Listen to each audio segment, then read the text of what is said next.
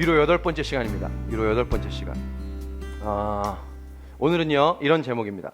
사망의 음침한 골짜기를 걸어가는 자를 위로하시는 하나님. 여러분, 우리 삶에 사망의 음침한 골짜기가 있습니다. 이거 다윗의 시인데요, 다윗이 말하는 거예요. 내가 사망의 음침한 골짜기를 걸어가 봤다. 얼마나 어렵습니까? 그죠? 사망의 음침한 골짜기. 자, 여러분, 이 시편 23편 너무나 잘 아시는 말씀이죠. 자, 이 시편 23편은요 다윗이 쓴 시인데 제가 좀 찾아보니까 이 시편 23편이 어떻게 쓰여졌는지 두 가지 의견이 있어요. 자, 들어보실까요? 두 가지 의견인데, 첫 번째는 뭐냐면 다윗이 인생의 노년에 모든 게 평안할 때 썼다는 의견이 하나예요. 편안할 때. 두 번째는 다윗이 아들 압살롬에 의해서 쿠데타를 당하잖아요. 그죠? 그래서 쫓겨났을 때 그때 썼다는 의견이 있어요. 이 두 가지, 너무나 상반된 두 가지 의견이 있습니다. 이 배경이. 자, 두 가지 의견이 아주 분분한데 어떤 의견이 더 많냐면 첫 번째, 노년에 평안할 때 썼다는 의견이 더 많아요. 조금 더 많아요. 근데 거의 비둥비둥합니다. 거의 비둥비둥하고. 근데 제가 그런 생각을 해봤어요. 여러분, 만일 이 시가 이 시편 23편, 우리가 너무나 잘 아는 이 시편이 다윗이 자기 아들 압살롬에 의해서 쿠데타를 당해서 쫓겨날 때 쓴 시라고 하면, 그렇게 가정한다고 하면 다윗이 이 시를 쓸 때 마음이 어땠을 것 같아요? 아들에 의해서 쿠데타를 당해서 피난 가는 길이에요. 그때 썼다. 참 재밌게도 공교롭게도요, 이번 주 우리가 큐티한 장면, 우리 교회 같이 큐티하고 있는 그 큐티한 장면이 다윗이 압살롬에 의해서 쫓겨날 때 그 장면을 우리가 묵상했잖아요. 그죠? 큐티하시죠? 예, 더워서 그런 거죠? 우리가 그 장면을 묵상했잖아요. 자, 그때 다윗의 마음이 어땠을까? 아들에 의해서 쫓겨나는 아버지의 심정. 제가 묵상해 본 거는 한 두 가지 정도 되는데요, 만약에 이게 정말 압살롬에 의해서 쫓겨날 때 쓴 시라면 다윗의 마음이 어땠을까? 두 가지 정도 제가 이렇게 묵상해 봤어요. 첫 번째는 이번 주 우리가 큐티해 봤지만 사무엘하 15장 23절에 이런 말씀이 있어요. 제가 자막 안 드렸는데 제가 한번 읽어드릴게요. 들어보세요. 온 땅 사람이 큰 소리로 울며 모든 백성이 앞서 건너가매 왕도 기드론 시내를 건너가니 건너간 모든 백성이, 들어보세요, 광야 길로 향하니라. 무슨 말이죠? 다윗이 아들 압살롬을 피해서 어디로 간 거예요? 광야 길로 들어간 거예요. 백성들이 함께 울면서.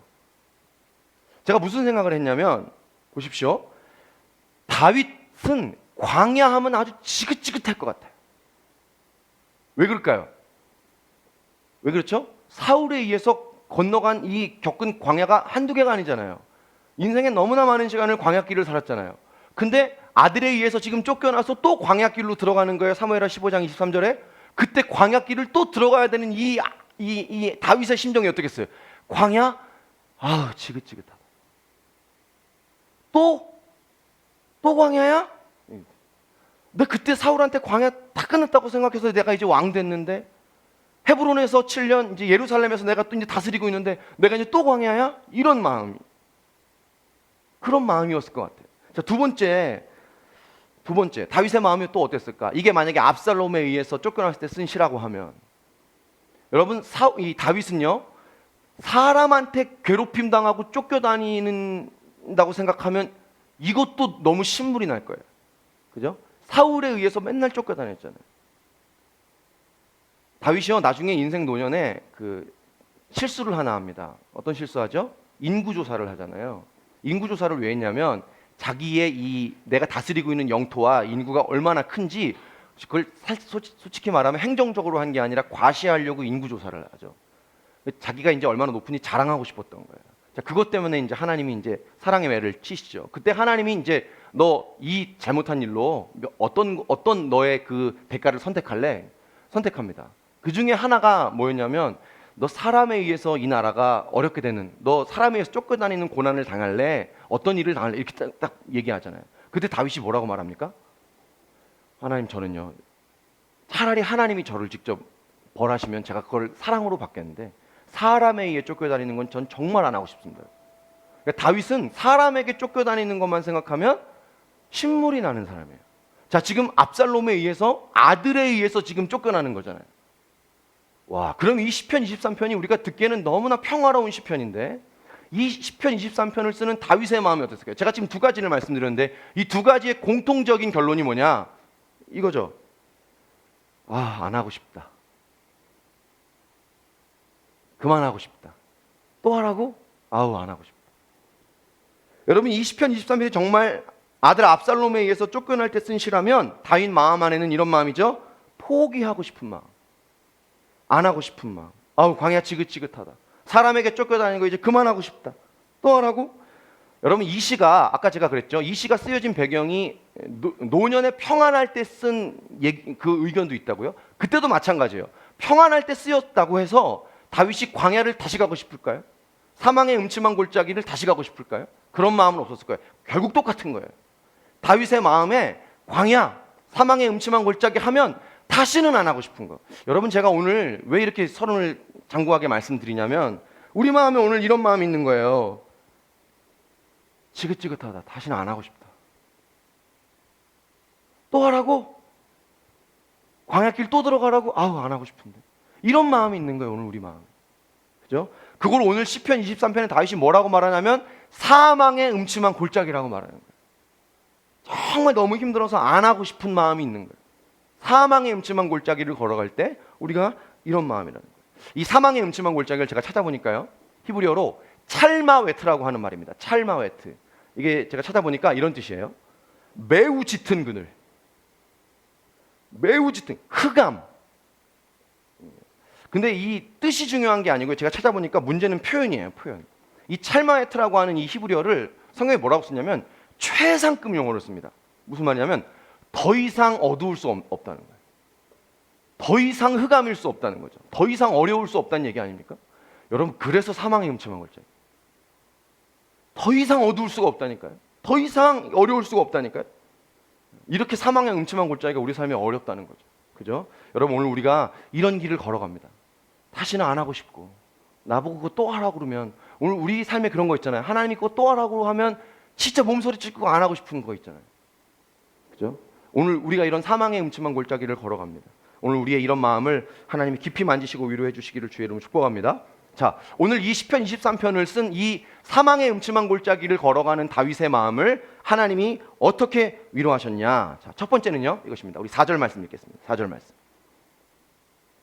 자, 우리 큰 목소리로 한번 읽어볼까요? 시작. 내가 사망의 음침한 골짜기로 다닐지라도 해를 두려워하지 않을 주께서 나와 함께 하시.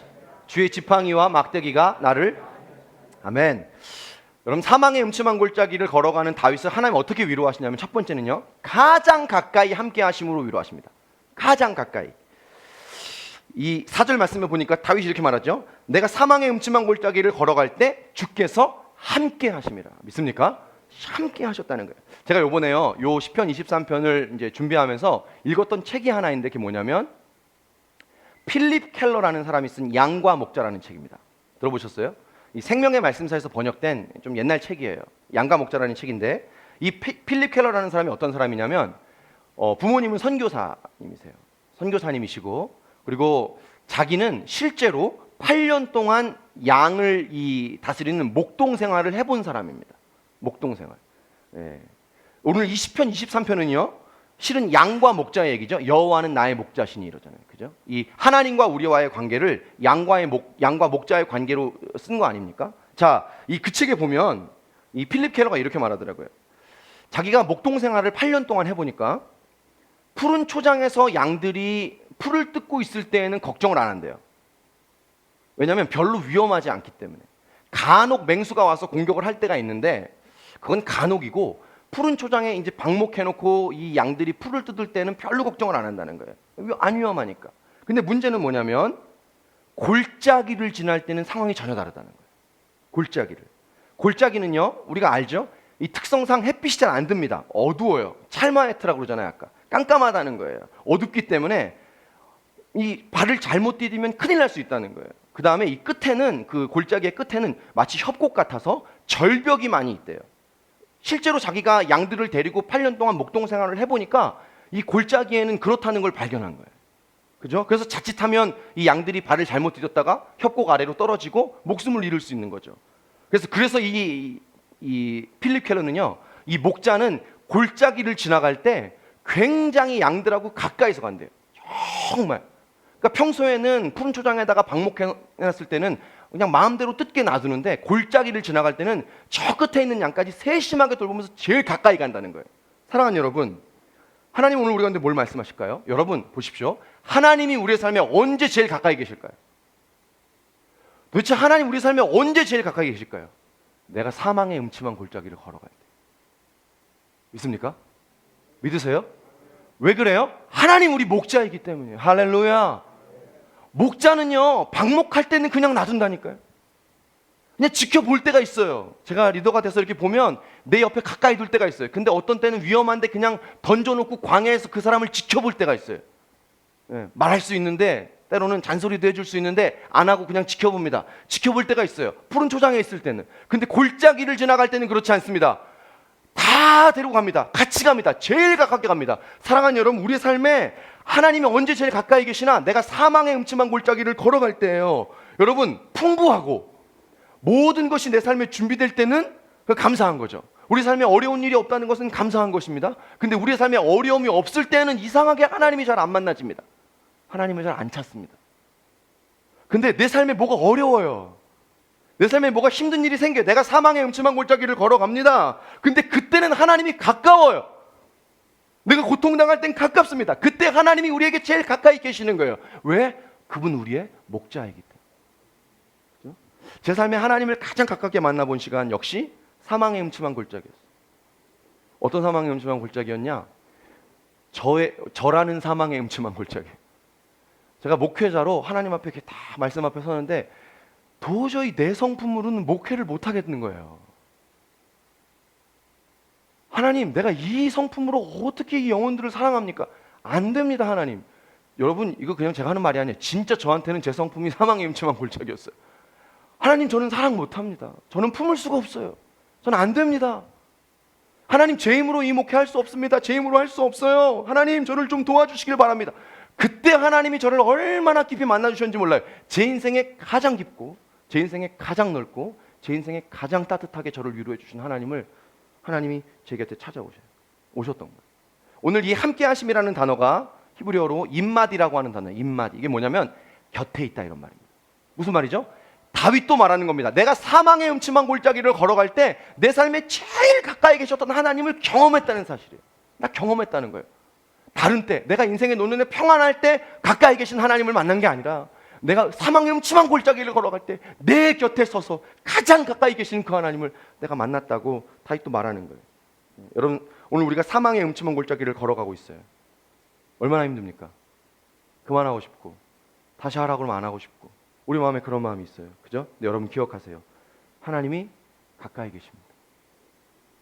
여러분 이걸 믿어야 돼요. 사실 제가 오늘 이 10편 23편을 가지고 여러분에게 도전하는 말은 믿으라는 거예요. 이걸 믿어야 돼요. 하나님이 지금 제일 당신 가깝게 계시다고요. 내 인생의 어떤 때보다 하나님이 지금 내 삶에 제일 가깝게 계시다고요. 믿습니까? 할렐루야. 지금 제일 가까이 있어요. 나는 우리가 이것을 믿을 수 있기를 주님 축복합니다. 자, 요 포인트에서 우리가 두 가지 확인할 게 하나 있어요. 첫 번째, 그건 뭐냐면 보십시오. 하나님이 지금 사망의 음침한 골짜기에서 우리랑 가장 가깝게 계시다고 제가 말씀을 드렸죠. 여러분, 하나님은요 사망의 음침한 골짜기를 우리와 가장 깊이 만나시는 시간으로 사용하신다는 사실이에요. 하나님 그걸 사용합니다. 보십시오. 저를 보세요. 여러분, 겉으로 볼 때는 사망의 음침한 골짜기예요. 겉으로 볼 때는 다시는 안 하고 싶은 과정이에요. 근데 여러분, 하나님은요 그 시간을 하나님과 가장 깊은 친밀함을 누리는 시간으로 사용하신다는 거예요. 그걸 준비하신 거예요. 다시 말하면 이런 거죠. 하나님 우리를 가장 깊이 만나기 위해 오늘 우리에게 사망의 깊은 골짜기를 준비해 놓으셨다는 거예요. 하나님 우리를 만나실 때요 사망의 깊은 골짜기에서 그 시간에 가장 깊이 우리를 만나신다고 말씀하세요. 이 필립 켈러의 책을 제가 소개드렸는데 이 필립 켈러의 책에 보면 이 목자가요 양들을 인도해서 갈 때 골짜기의 길로 일부러 갈 때가 있대요. 골짜기의 길로. 그렇지만 아까 제가 말씀드렸죠. 골짜기는 굉장히 위험한 곳이잖아요. 발 잘못 디디면 생명을 잃을 수 있는 어둡고 협착한 길 아닙니까? 근데 왜 목자가 그 길로 인도하느냐? 자, 두 가지의 이유가 있는데 첫 번째는 제가 조금 이따 말씀드리고 두 번째 이유가 뭐냐면 들어보세요. 골짜기를 지나가는 그 길에 가장 좋은 꼴이 있고 가장 좋은 샘이 있기 때문이랍니다. 이게 사실이에요. 제가 목동이 돼서 골짜기로 인도해서 가보니까 그 골짜기에는 이 양들에게 내가 평소에 줄 수 없었던 꼴, 이 양들에게 내가 평소에 줄 수 없었던 맑은 샘이 거기 있는 거예요. 그걸 먹여주려고 그 어렵고 힘든 그 골짜기의 길을 간다는 거예요. 간다는. 놀랍지 않습니까? 그죠? 이 골짜기의 길에 나 있는 그 너무나 좋은 샘과 이 꼴을 먹어본 양들은요, 그 중에 어떤 양은 그걸 먹으려고 거기에 맛을 들여가지고요, 실제로 그냥 이 무리에서 자기가 이탈해가지고 그 어두운 골짜기로 가는 양도 있대요. 무슨 얘기를 하는 거죠? 골짜기에서 먹은 그 꼴과 그 샘이 너무나도 맛있기 때문에. 여러분, 이거예요. 여러분, 사망의 골짜기는 어렵습니다. 필립 켈러가 말하는 거예요. 왜 거기서 자기가 깨달은 거예요. 목동 생활을 하면서 왜 하나님이 도대체 우리의 삶을 사망의 음침한 골짜기로 데려가실까? 왜 그럴까요? 거기에는 우리가 이전에 만나보지 못했던 하나님의 놀라운 꼴이 있기 때문이고 놀라운 셈이 있기 때문이라는 거예요. 그걸 자기가 발견한 거예요. 목동 생활을 하면서 내가 이전에 만나보지 못했던 하나님의 은혜가 거기 준비되어 있는 것을 깨달은 거예요. 너무나 맛있구나. 너무나 아름답구나. 그죠? 사랑하는 여러분, 우리가 오늘 이것을 믿을 수 있기를 축복합니다. 하나님이요, 우리 인생에 만나보지 못했던 꼴과 셈을 사망의 음침한 골짜기에 준비해 두셨다는 거예요. 하나님 그것을 우리에게 주시기 위해 우리를 음침한 골짜기로 때로 끌고 간다는 거예요. 할렐루야. 우리가 이것을 믿을 수 있기를 축복합니다. 여러분, 제가 방금 한 이 얘기를 그냥 쉽게 말하면 이런 거예요. 여러분, 이걸 은혜라고 말합니다. 은혜. 여러분 들어보세요. 하나님의 은혜가 뭘까요? 하나님의 은혜. 하나님 이렇게 만나고 찬양하고 울고, 이게 하나님의 은혜입니까? 여러분, 하나님의 은혜란 이런 거예요. 들어보세요. 악을, 죄를, 상처를, 고통을, 사망의 음침한 골짜기를 어떻게 아름답게 선하게 바꾸셔서 내 삶에 선하게 사용하시는 것. 나는 죄인인데 그런 나를 향해서 하나님이 선한 계획을 베푸시고, 나는 상처투성인데 그런 나를 향해서 하나님이 선한 길로 나를 인도하시는, 악과 고통과 상처와 사망의 음침한 골짜기를 내 삶을 위해 선하게 바꾸시는 것. 이게 하나님의 은혜라는 거예요. 자, 우리 창세기 50장 22절 말씀 같이 20절 말씀 한번 읽어봅시다. 창세기 50장 20절 말씀. 자, 같이 한번 우리 큰 목소리로 읽어볼까요? 시작. 당신들은 나를 해하려 하나님은 그것을 선으로 바꾸사 오늘과 같이 많은 백성의 생명을. 여러분, 이거 누구의 얘기입니까? 요셉의 얘기죠. 요셉이 말하는 거예요. 당신들은 나를 팔았어요. 당신들은 나를 파는 죄를 범했어요. 근데 어떻게 말해요? 하나님은 그것을 선으로 바꾸사 많은 생명을 구원하는 일로 바꾸셨다는 거예요. 사랑하는 여러분, 겉으로 볼 땐 사망의 음침한 골짜기입니다. 다시는 안 하고 싶어요. 더 도전하라고 하면 그만하고 싶습니다. 그게 우리 진심이에요. 그런데 여러분, 하나님 말씀에서 그것을 선으로 바꾸사 우리의 삶의 새로운 것으로 바꾸사. 할렐루야. 이전에 먹어보지 못한 하나님의 꼴과 하나님의 샘을 먹게 하시는 가장 깊고 가장 넓고 가장 따뜻한 하나님을 만날 수 있는 시간으로 하나님은 사용하신다는 거예요. 아멘. 그렇게 쓰세요. 그것이 하나님 우리를 사망의 음침한 골짜기로 인도하신 이유라는 거예요. 자, 그런 관점에서 이 포인트에서 하나 더 우리가 기억할 게 뭐냐면, 보십시오. 하나님은 사망의 음침한 골짜기를 우리가 이전에 만나보지 못했던 하나님의 꼴과 가장 깊은 하나님을 만날 수 있는 시간으로 사용하신다고 그랬죠. 자, 이걸 은혜라고 제가 말했는데요. 자, 보십시오. 여러분, 이 은혜에는 법칙이 있어요. 하나. 반드시 하나님의 은혜를 우리가 만나기 위해서는 법칙이 하나 있습니다. 그게 뭐냐면 이겁니다. 은혜는요, 믿음하고 짝을 이룬다는 것입니다. 은혜는 믿음하고 짝을 이룹니다. 자, 생각해 보십시오. 자, 영적인 은혜를 불려보세요. 그냥 듣지 말고. 자, 여러분, 하나님이요, 아무리 좋은 것을 우리에게 준비해 놓으셨다 할지라도 우리가 그걸 믿지 않으면 내게 아무 소용이 없다는 거예요. 하나님이요, 사망의 음침한 골짜기를 내 삶의 가장 좋은 곳으로 바꾸시는 은혜를 준비해 놓으셨다고 해도 내가 그것을 믿지 않고 받아들이지 않으면 아무 소용이 없다는 거예요. 여러분, 은혜는 반드시 믿음이라는 것과 같이 와요. 내가 안 믿는데 하나님이 선하게 준비하시는 것을 우리가 어떻게 경험할 수 있겠어요? 여러분, 축복합니다. 잘 생각해 보세요. 안 믿는 겁니까? 못 믿는 겁니까? 여러분, 우리가 믿음이 약해서 안 믿을 때가 있어요. 하나님 내 삶에 그래, 그 어려움도 그 고통도 사망의 음침한 골짜기도 또 도전시키시지만 하나님 이것을 통해서 내 삶에 선한 것을 이루실 거야. 이것을 우리가 안 믿을 때도 있고 못 믿을 때도 있어요. 자, 믿음이 약해서 우리가 못 믿을 때가 있어요. 근데 생각해 보세요. 믿음이 약해서 못 믿는 거 말고 안 믿을 때가 더 많아요. 안 믿어요. 우리 마음에 못 믿어서 그러는 게 아니라 하나님을 안 믿습니다. 그런 계획이 있다고 하는데 믿고 싶은 마음이 별로 없어요. 왜? 사망의 음침한 골짜기에서 많이 당해와가지고, 어려워가지고요. 다시 가라고 하면 싫은 거예요. 그게 우리 솔직한 심정 아닙니까? 그죠? 안 믿는 거예요. 근데 여러분 이걸 믿어야 되는 거예요. 정말 믿으면 달라지는 거예요. 그죠? 하나님은 말씀하세요. 사망의 음침한 골짜기를 하나님을 가장 깊은 시간으로 만날 수 있는 시간을 주님이 준비하셨는데 우리가 이것을 믿지 않으면 소용이 없다는 거예요. 자, 방금 우리가 창세기 50장 20절 말씀을 읽었잖아요. 거기서 이런 말입니다. 하나님이 그것을 선으로 바꾸사. 한번 다시 보여주실래요? 창세기 50장 20절. 자, 보세요. 당신들은 나를 해하려 하였으나 하나님은 그것을 선으로 바꾸사. 자, 보세요. 선으로 바꾸셨다는 이 말을 원어에 뭐라고 말하냐면 하사부 레토바라고 말합니다. 제가 이걸 원어 그대로 해석해 볼게요. 제가 오늘 원어를 좀 써요. 예, 다른 날에 비해 좀 많아요. 이해하시길 바랍니다. 이걸 그대로 해석하면 이런 말입니다. 하나님은 형들의 악을 새로운 방향으로 바꾸사, 들어보세요, 가장 좋은 결과를 내게 주셨다. 할렐루야.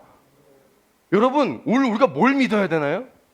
하나님은 최악의 경우를 내게 가장 좋은 선으로 바꾸시는 그 하나님, 내 삶의 사망의 음침한 골짜기를 가장 좋은 깊은 하나님을 만나는 시간으로 바꾸실 그 하나님, 안 믿는 겁니까? 못 믿는 겁니까? 여러분 믿으셔야 돼요. 정말 믿어야 돼요. 믿으면 실제가 됩니다. 여러분 믿음은 관념이 아니에요. 믿음은 그냥 정신수양 세계가 아닙니다. 믿으면 정말 그 일이 우리 삶에 나타납니다. 할렐루야. 안 믿는 거예요. 싫은 거예요. 하나님께 상한 마음이 있어서 밀어내는 거예요. 하나님께 어렵다고, 우리가 안 하고 싶은 거예요. 이게 돌파하고 싶지 않은 거예요. 믿어요. 믿는데 그런 거예요. 여러분 믿으세요. 설교가 어렵지 않더라고요. 간단해요. 믿어야 돼요. 우리가 진짜 하나님 사랑을 안 믿어요. 믿음이 진짜 없어요. 하나님 준비하셨어요. 가장 가까이 계세요. 지금 그냥 설교자가 하는 말이 아니라 하나님 사망의 음침한 골짜기에 가장 가까이 계셔서 내 삶에 이전에 경험하지 못했던 하나님의 은혜를 준비하고 계세요. 할렐루야. 믿기로 결정하세요. 겉으로는 안 믿어요. 믿어요. 속으로는 안 믿는 마음이 여기 가득하니까 하나님 마음이 안 들어오는 거예요. 이게 가득 차 있으니까. 난 여러분 우리가 오늘 이 견고한 진이 부서질 수 있기를 축복합니다. 믿을 수 있기를 바랍니다. 신앙생활은 단순한 거예요. 진리는 단순한 거예요. 믿으면 돼요. 정말 믿으면 삶이 바뀌어집니다. 정말 믿으면 삶이 달라져요. 사람이 그렇게 믿고 사는데 어떻게 그렇게 안 살게 됩니까? 믿으면 살게 돼요. 여러분 사망의 음침한 골짜기를 하나님 가장 아름다운 시간으로, 하나님을 가장 깊이 따뜻하게 넓게 만날 수 있는 시간으로 바꾸실 그 하나님을 믿을 수 있기를 축복합니다. 자, 두 번째, 사망의 음침한 골짜기를 걸어가는 자를 주님 어떻게 위로하시냐? 부족함이 없게 하심으로 위로하십니다. 1절 말씀 같이 읽습니다. 1절 말씀. 자, 같이 읽겠습니다. 시작. 여호와는 나의 목자, 내게 부족. 전 이 말씀 너무 좋아요. 내가 부족할 때마다, 힘들 때마다 여호와는 나의 목자시니, 내가 잘할 필요가 없습니다. 하나님이 내게 부족함이 없는 분이면 됩니다. 여러분 오늘 다윗은 이렇게 말합니다. 내가 사망의 음침한 골짜기를 걸어가는데 하나님은 내게 부족함이 없는 분이다. 믿습니까? 부족함이 없는 분이세요. 제가 오늘 원어를 많이 쓴다고 해서 죄송합니다. 제가 유식하려고 그런 거 아니니까 의미를 좀 잘 알아보려고. 이 히브리어에 보니까요, 하나님은 내게 부족함이 없으시다라고 하는 이 말에 이런 말을 쓰더라고요. 가장 강력한 부정어를 써요. 그러니까 이런 말이죠. 하나님은 내게 절대 부족함이 없는 분이다. 그죠? 절대 부족함이. 내가 사망의 음침한 골짜기를 걸어갈 때 하나님은 내게 절대 부족함이 없는 분이라는 거예요. 그죠? 그런 분이에요. 여러분 우리가 사망의 음침한 골짜기를 걸어갈 때 절대 부족함이 없게 하신다고 말씀하세요. 자, 이스라엘 백성들이요, 광야 40년의 삶을 걸어갑니다. 근데 그들이 나중에 돌아보고 이렇게 말하죠. 광야 40년 동안 내 의복이 헤어지지 않았고 내 신발이 헤어진 적이 없다. 믿습니까? 하나님 부족함이 없게 하셨다는 거예요. 그죠? 자, 여러분 보세요. 근데 우리 현실은 좀 다르죠. 하나님 내게 부족함이 없게 하시는 하나님이신데 현실은 다르죠. 언제나 제 설교는 반전이 있잖아요. 부족함이 있잖아요, 우리는. 자, 이스라엘 백성을 봅시다. 40년 동안 신발이 헤어지지 않았고 의복이 헤어지지 않았다고 했어요. 근데 이스라엘 백성은 어떻게 합니까? 불평하죠. 왜 먹을 게 없습니까? 왜 물이 없습니까? 그죠? 하나님, 우리 돌아갈래요. 나 돌아갈래. 그 영화 대사는 거기서 나온 거예요, 성경에서. 이거죠. 우리 마음에는 부족함이 있다는 거예요. 웃으려면 크게 웃고 안 웃으려면 웃지 마. 그죠? 우리 현실은 다르다는 거예요. 자, 왜 그럴까요? 도대체 뭐가 진실입니까? 하나님은 우리가 사망의 음침한 골짜기를 걸어갈 때 부족함이 없다고 말씀하시고, 우리는 현실에서 부족함을 느껴요. 도대체 뭐가 진실이냐는 거예요. 뭐가? 그건 이겁니다. 우리가 하나님이 사망의 음침한 골짜기에서 채워주시는 것에 대한 만족과 감사가 없기 때문입니다. 만족과 감사가 없기 때문에. 제가 아까 이 필립 켈러가 실제로 목동 생활을 8년 동안 했다고 그랬죠. 필립 켈러가 8년 동안 자기가 목동 생활을 한 것을 이 몇 줄로 요약한 게 있는데요. 제가 그냥 비슷하게 읽어드릴게요. 목자는 가장 좋은 꼴을 양들에게 주려고 여기저기 위험을 무릅쓰고 다니지 않는 곳이 없다. 편히 쉴 수 있을 때에도 다음에 가서 양들이 먹을 곳을 찾아다니느라 한시도 쉬지 못하고 그렇게 양들을 생각한다. 이게 무슨 말이죠? 필립 켈러는요, 이 목자가 양들을 얼마나 생각하고 얼마나 이 양들이 먹기에 부족함이 없게 고민하고 있는지를 말해주는 거 아닙니까? 그죠? 정말 목자는 양들이 부족함이 없게 하려고 최선의 노력을 한다는 거예요. 여러분, 하나님이 우리 삶에 이런 하나님이심을 믿으시길 축복합니다. 그런 분이라는 거예요. 자, 근데 어느 날 자기가 이렇게 데리고 있는 그 양들 중에 이상한 양 한 마리를 발견했다. 이상한 양 한 마리. 그 양은 어떤 양이었냐면, 이 울타리를 쳐놓고 넘어가지 말라고 이 목자가 울타리를 쳐놓고 그 안에서 좋은 풀을 먹이면서 이렇게 이제 풀을 뜯게 하고 있는데, 어떤 이상한 양 한 마리가 그 풀을 안 먹고 울타리 밖을 자꾸 기웃기웃거리는 거예요. 이거를 못 나가가지고 얘가 자꾸 긁고 있는 거예요. 다른 양들은 편안하게 평화롭게 이 풀을 뜯고 먹고 있는데 얘는 여길 자꾸 나가려고 그러는 거예요. 제가 왜 저러나 내비도 봤대요. 근데 정말 어느 날 얘가 이 울타리를 뚫은 거예요. 얘가 양인지 도대체 강아지인지 모르겠어요. 뚫었다는 거예요. 뚫어서 나간 거예요. 나갔는데 얘가 어디 가나 찾아보니까 저기 저 위험한 협곡에 가 있는 거예요. 걔가 낭떠러지에 가 있는 거예요. 근데 거기에 좋은 풀이 있나? 거기 좋은 꼴이 있나? 없다는 거예요. 거기 가서 찾다가 아무것도 못 먹고 그냥 왔어, 다시. 그러면 물론 사람은 아니기 때문에 깨닫기는 어렵겠지만 다시 안 가야 되잖아요. 근데 아무것도 못 먹고 울타리를 넘어서 갔다가 다시 돌아와가지고는 여기서 그냥 적당히 이 또 풀을 뜯고 여기 살아야 되는데 그게 아니고 또 못 나가가지고 또 기웃기웃 하는 거예요. 그 구멍을 막아놨는데. 제가 언제까지 저러나 기다려봤대. 나중에는 급기야 구멍을 만들어 놓고 자기 혼자 나간 게 아니라 같이 있는 양들을 몰아가지고 데려나가요. 한 번은 너무 위험한 곳에 가가지고 그 양뿐만 아니라 같이 갔던 모든 양이 위험에 처해가지고 이 필립 켈러가 가가지고 정말 이 생명을 무릅쓰고 이 죽음을 무릅쓰고 위기를 무릅쓰고 가서 이 구출해 왔다는 거예요. 여러분, 이 얘기가 우리에게 뭘 시사해 줄까요? 사랑하는 여러분, 정말 하나님이 사망의 음침한 골짜기에서 우리를 먹여주고 계시지 않습니까? 안 채워주고 계십니까? 아니에요. 채워주고 계세요. 하나님 일하고 계십니다. 하나님은 정말 부족함이 없게 하시려고 우리의 삶에 일하고 계세요. 자, 근데 우리는 왜 부족함을 느낄까요? 그건 이겁니다. 목자 대신 하나님이 쳐주신 그 울타리 안에서 내가 만족하지 못하고 자꾸 그 울타리 밖을 넘어가고 싶은 거예요. 너 여기까지만 해라. 여기 넘어가면 진짜 사망의 음침한 골짜기야. 이거 넘어가지 말라는데 자꾸 여기 넘어가고 싶은 거예요. 여기 만족을 못하는 거예요. 목자가 양을 다스리듯이 하나님이 영적인 울타리를 치시고 우리를 다스리세요.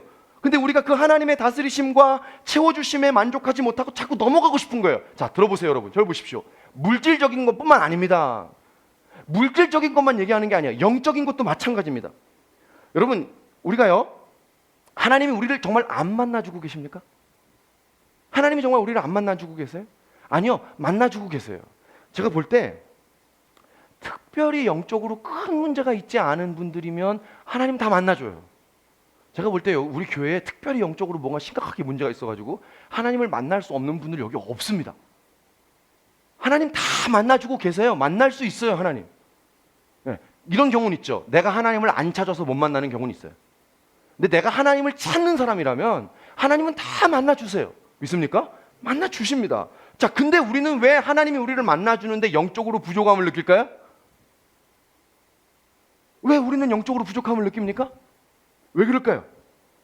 이유는 간단해요. 하나님이 쳐놓으신 울타리보다 내가 영적으로 빨리 가려고 하기 때문이에요. 하나님이 쳐놓으신 그 울타리보다, 하나님이 주시는 것보다 내가 더 잘하려고 하기 때문이에요. 지금은 이 울타리 안에서 만족하는 시간인 거예요. 그 시즌인 거예요. 근데 하나님이 영적으로 내게 부어주는 것보다 더 빨리 하고 싶고, 더 잘하고 싶고.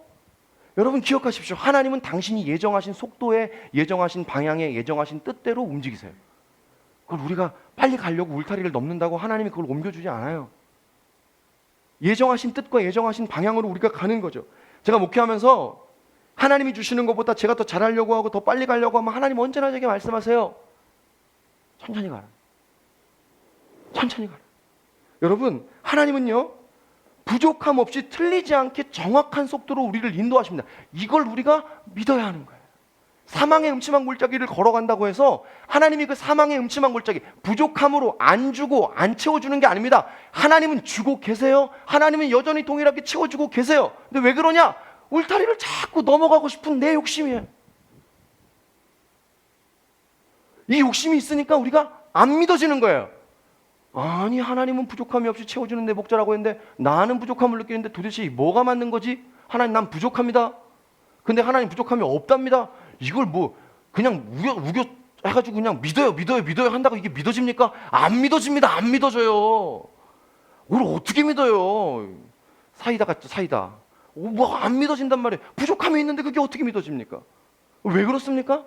하나님이 주시는 것 안에 지금 내 삶에 허락하신 이 시간을, 이 공간을, 이 채워주심을 우리가 안 믿는 거예요. 부족함이 없게 주고 계시는 거예요. 사랑하는 여러분, 하나님은 우리의 삶을 부족함 없이, 틀리지 않게, 느리지 않게 우리를 인도하고 계시는 줄 믿습니다.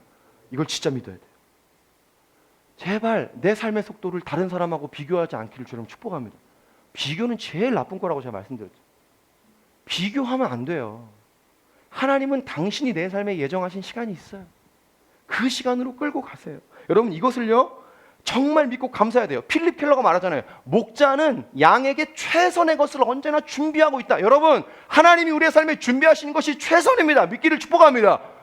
이거 믿어야 돼요. 믿으면 감사가 나와요. 환경에 대해 불평하는 게 아니고요. 내가 왜 이렇게 늦게 가지? 하나님 나를 왜 이렇게 천천히 인도하십니까? 이게 아니고요.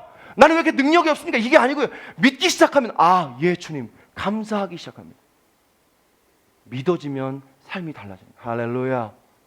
우리가 오늘 이 믿음이 있기를 주님 축복합니다. 자, 세 번째, 부족함이 있는 게 아니라 부족함이 없어요. 부족함이 있는 게 아니라 부족함이 없는 것입니다. 여호와는 나의 목자시니 내게 부족함이 없으리로다. 자, 마지막 세 번째, 사망의 음침한 골짜기를 다니는 사람을 하나님 어떻게 위로하시나? 그 뒤에, 사망의 음침한 골짜기 뒤에 푸른 초장 쉴 만한 물가로 인도하심으로 위로하세요. 자, 우리 2절 말씀 같이 보겠습니다. 2절 같이 한번 읽어볼까요? 시작. 옛날 개역 성경에는 푸른 초장이죠. 푸른 초장이 훨씬 더 마음에 다가요. 푸른 풀밭보다. 자, 사망의 음침한 골짜기 뒤에 푸른 초장 쉴 만한 물가로 우리를 인도하신다고 말씀하세요. 자, 아까 제가 필립 켈러가 이 목자들이 양을 데리고 왜 골짜기로 가는지 제가 두 가지 이유 중에 하나를 말씀드렸죠. 하나는 뭐라 그랬죠? 골짜기에 정말 좋은 꼴과 샘이 있기 때문에 그걸 먹여주려고 골짜기로 위험하지만 데려간다고 그랬죠. 자, 골짜기로 이 목자가 양들을 데려가는 두 번째 이유가 여기서 나오는데요. 그 뭐냐면 이겁니다.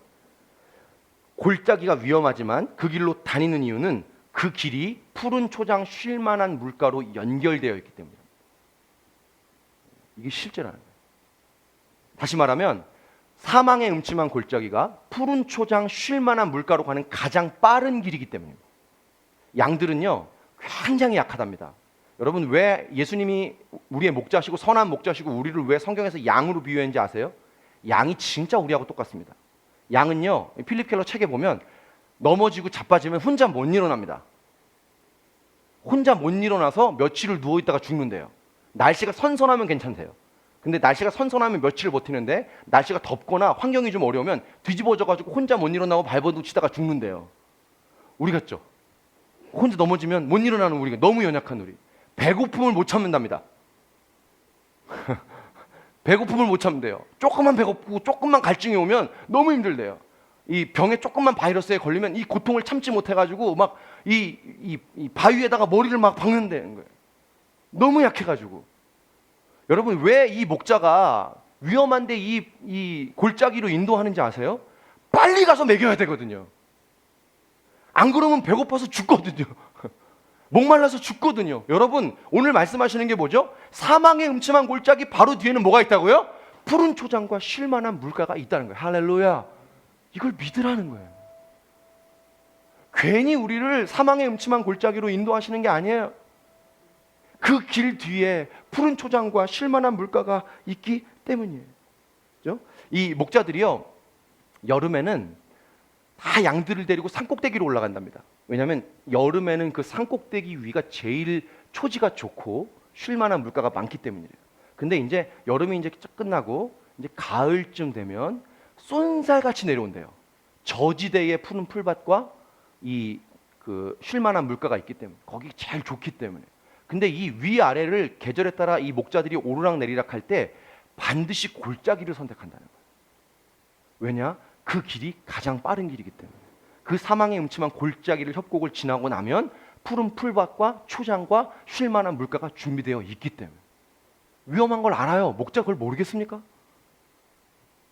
목동이 그걸 모르겠습니까? 위험한 걸 알아요. 그러나 그 길로 가야만 푸른 초장과 쉴만한 물가를 만날 수 있기 때문에. 여러분, 골짜기는 위험합니다. 어려워요. 다시는 안 하고 싶습니다. 그러나 하나님 말씀하세요. 푸른 초장, 맑은 물가가 그 사망의 음침한 골짜기 뒤에 있다는 거예요.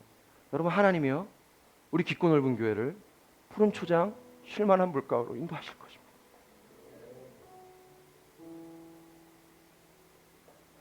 골짜기는 어렵습니다.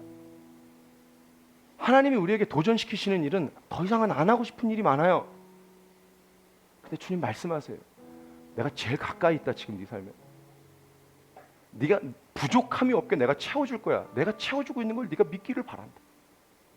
네가 뭐가 부족한지 너보다 내가 더 잘한다. 어느 길로 가야 제일 빠른지 내가 더 잘한다. 사망의 음침한 골짜기에 양들을 머무르게 하는 목자가 어디 있습니까? 사망의 음침한 골짜기를 지나서 푸른 초장과 쉴만한 물가로 인도하는 게 목자의 뜻이죠. 하나님 오늘 우리 가운데 이것을 믿으라고 말씀하세요. 여러분, 주님 말씀하십니다. 내가 너의 목자다. 내가 널 인도한다. 이 하나님의 인도하심과 하나님의 목자 되신 이 주님의 은혜를 우리가 믿으라고 주님 우리 가운데 말씀하세요. 여러분, 믿을 때 진정한 위로가 임한 줄 믿습니다. 믿어야 위로가 있어요. 못 믿으니까. 오늘 우리가 이 마음 가운데 주님이 이 믿음을 부어주시길 축복합니다. 목자 되신 주님, 할렐루야. 우리 같이 한번 좀 기도할까요? 가슴에 한번 좀 손 얹고 기도합시다.